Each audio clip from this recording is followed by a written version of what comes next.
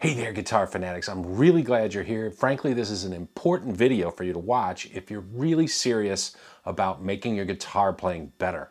You know, I sincerely want everybody that picks up the guitar, wants to learn how to play, to make the kind of progress that keeps them inspired, keeps them fired up, and keeps them going. But it's been my experience both as a player and a teacher that some people just make progress that's not just only faster, but it's deeper and more meaningful. And while it's true that some people are just super freaky talented and they pick up stuff amazingly quickly, that's not the norm. Most of the professional players I know and the best students that I work with make exceptional progress because they take in information and they practice it differently than the average student. Notice I didn't say they're more talented or that they're smarter. The good news is we can all learn to practice that way. We're going to do it right now. And we're going to learn some cool licks while we do it. Thanks for checking out the channel. Please like and subscribe. I'm Charlie Long. Let's play some guitar. So I have this student that has made incredible progress in his playing over the last year or so. And while I can take credit for providing him good and timely information, I have to give him all the credit for the phenomenal progress that he's made. And he really embodies the first pro practice principle that I want to give to you. And that principle is: you learn more deeply and permanently when you take extra responsibility for working out your own solutions. Now, don't make the mistake of thinking that I'm saying you should learn everything on your own. What he does that's so different from the typical student is that when he gets material from a lesson, he doesn't limit his practice to just what we discussed in that lesson. Once he gets a handle on the basics of that information, he tries to apply it to songs that he already knows. And he does this without me asking him to. For instance, in the early stages of working together, we did a lesson on movable triad chord voicings. At that point, he could play a lot of songs, but he used mostly cowboy chords down in the open position. By the next time I saw him, he played me 5 or 6 songs that he already knew, but he'd already worked these triad voicings into the songs, and he was playing them in different keys and playing all over the neck. By contrast, the typical students might take that information and they might memorize the patterns, but that's all they do. They don't put any thought into how or why the patterns work, and they probably wouldn't try to figure out how to use them on their own. Now here's a very cool lick idea for you, and it's a very cool example of this principle that I experienced myself in my own playing just last week. I happened to come across this Eric Johnson clip on YouTube that was just next level. I'm a big fan of his anyway, but sometimes you can just tell when an artist is really feeling it. He was soloing over this Jimi Hendrix tune called May This Be Love, and the chords are E, F sharp minor, A, B, and then E again, and then back to B. And he starts to solo over the E chord by playing an open E and then the E at the 7th fret of the A string. So okay, he established the root note, but then he does something that's a huge part of his sound, and it's one of the techniques he uses to get that regal, almost classical sound in his licks. He played a B major arpeggio before resolving into an E major idea. So here's what we've got so far. Then he played D sharp, B, D sharp again, and then F. And then he slides up into the sort of E major pentatonic pattern 5, that pattern area.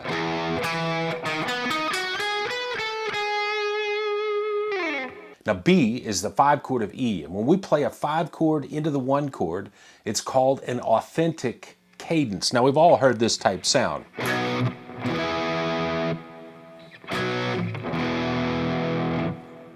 Now stay with me here, because here's the gold.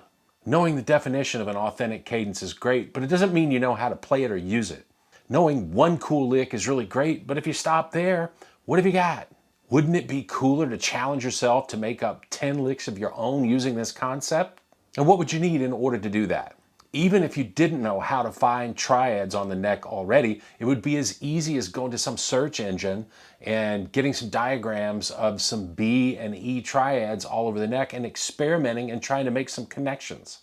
Let me show you another authentic cadence line that Eric plays in this same solo, this time over the A chord. So when the song switches to the A chord, Eric plays first an E triad with the notes E, G sharp, B, in G sharp. I'm up at the 12th fret of the E string and the 11th, 14th, and 11th fret of the B string, or the A string, I'm sorry. And then he plays an A open triad, one of these things.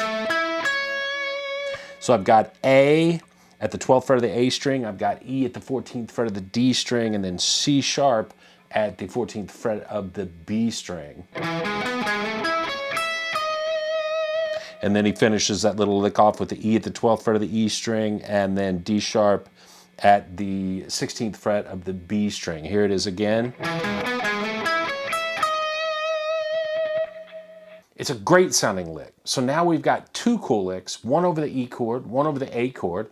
Two licks is definitely better than one, but right now we're probably thinking of them as two totally separate things, an E chord lick and an A chord lick. The really effective student might start down the road to really mastering this concept by swapping the two. What if we take that A lick and play it over E?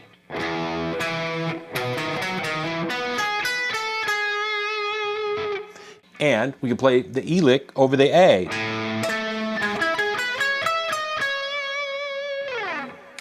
This forces you to work out positions and fingerings on your own. That's a big deal. Remember, the essence of our first principle is that learning is deeper, more meaningful, and more lasting when it requires a little effort. Let's roll what we just discussed into our second practice principle.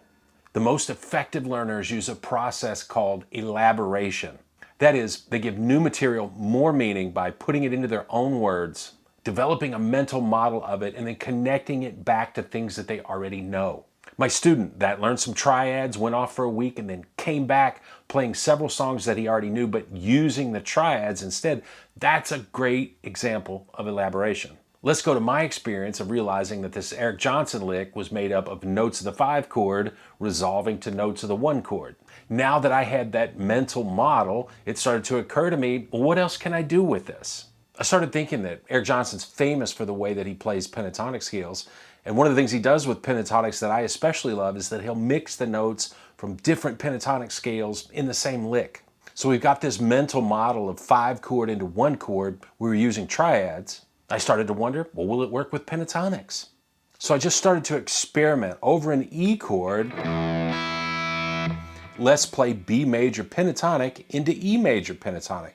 It just so happens that all over the neck, the patterns of E major and B major, they sort of sit right on top of each other. So it's pretty easy to start working out licks. Let's start at pattern 5 of B major at the 4th fret. It happens to sit right on top of E major. So just messing around, we can hit our root like Eric did in our first lick, play a few notes of B, and then transition to E.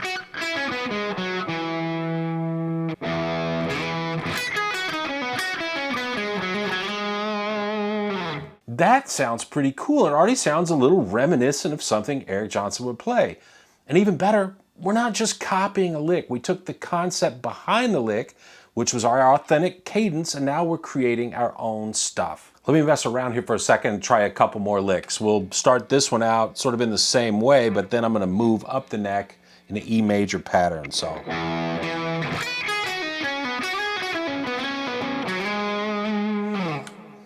like that one.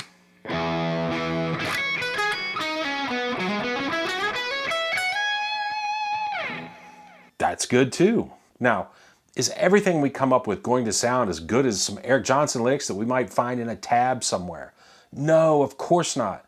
But by exploring the concept and the fretboard ourselves, we're going to learn so much more.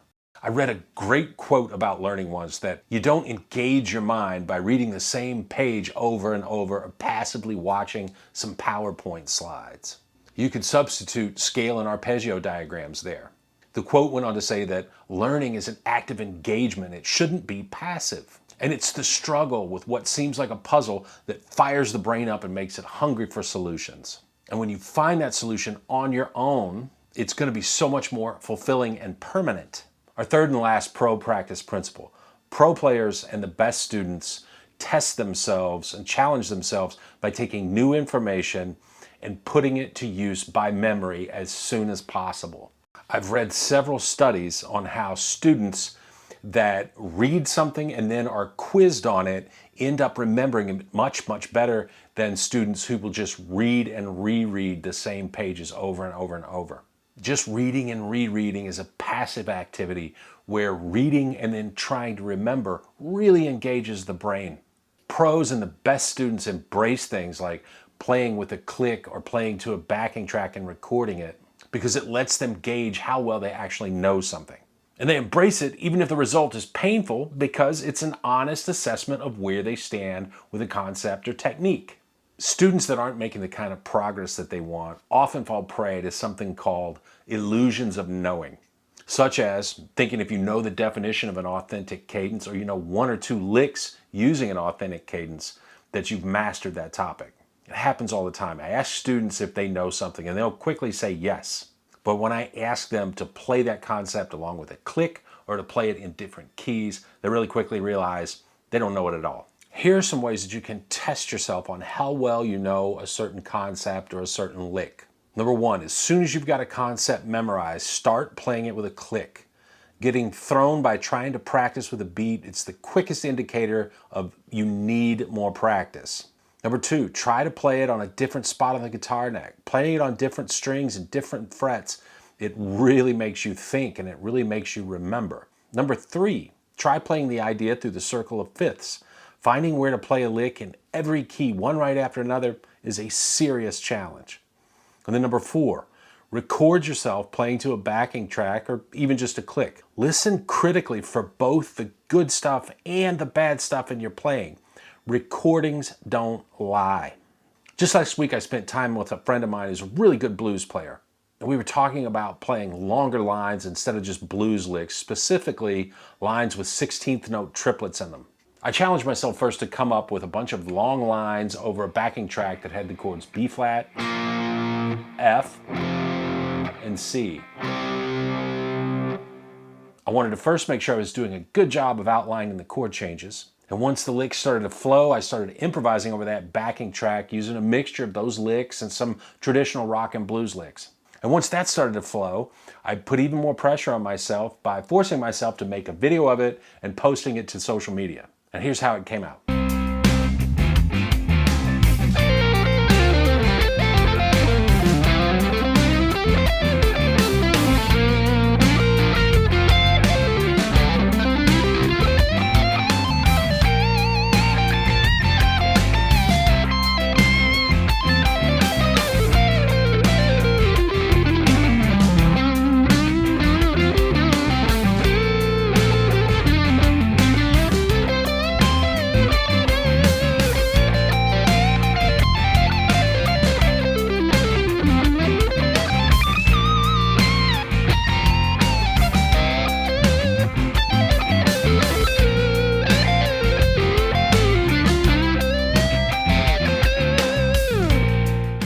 Let me show you the lick that starts that solo and I'll give you my thought process for how I came up with it. So our chord progression was B flat, F to C, and I wanted to make sure that I was hitting the chord changes. So I started at the B flat major pentatonic at the 6th fret because I was kind of hearing this Allman Brothers vibe. So I started above that pattern actually. I started at the D at the 10th fret. I played down 4 notes. And then I backtrack to the C and then just run down the scale. Now, moving on to F, there's an F major triad that sits basically right next or right under that B flat or F major pentatonic even. So I made up a pattern using that, plus a couple of extra notes. And then that brings us to the C chord. Well, there's C major pentatonic right here at the 8th fret. And I was kind of hearing a little chromaticism, so I started on the E note at the 7th fret of the A string and played up to G. And then A and C on the D string. Little more chromaticism, D to E, D sharp, E on the G string at frets 7, 8, and 9. And then up to the E at the 12th fret. And then I use the exact same lick that I did on the B flat. Now that ends on an A. We're going back to B flat. All I have to do to resolve, move up 1 fret. And I landed perfectly on the root note of that B flat. Ultimately, I was just following the practice principles that we've laid out here today. I started with a concept, worked out a bunch of solutions on my own. Once I had my mental model, I connected it to things I already know, like blues rock licks. And then I really tested myself by performing it on camera and putting it out there for the world to see. Now, I realize not everyone wants to be an expert or a pro player. But whatever the reason you play, I think you owe it to yourself to make as much progress as possible because it's just part of the human experience. We have more fun and we get more satisfaction when we're making progress and we're moving forward. Hopefully, these tips will help keep you from getting fooled by the illusion of knowing, and you can start to make these super effective practice tips your own. Thanks for checking out the channel. Please like the video, subscribe to the channel for more great guitar stuff every week. Work hard, play hard, have fun, never stop learning. Until next time, happy guitaring. See ya.